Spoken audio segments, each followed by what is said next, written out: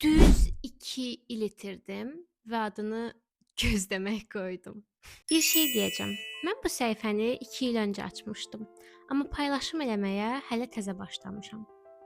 Düz 2 il. İndi özümə sual verirəm. Mən nəyi gözləyirdim? Həyatımın daha yaxşı olmağını, istədiyim kimi görünməyi, yoxsa bir gün sadəcə hazır hiss etməyi? Ümumiyyətlə nəyəsə başlamaq niyə bizə bu qədər çətin gəlir? Və niyə bunu bu gün yox, bazar ertələrinə, ilin ilk gününə ya da saatın sonunun 00 olmağına saxlayırıq? Bu mükəmməliyyətçilikdir, yoxsa uğursuzluq qorxusu?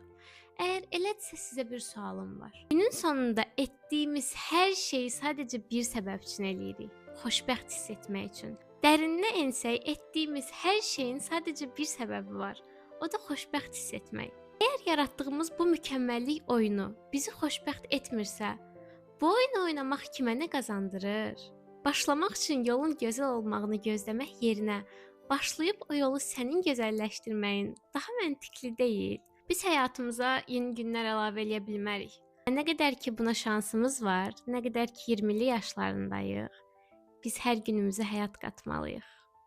Və bu iç səsimin 3-cü bölümü idi. Gələn seriyalarda görüşərik.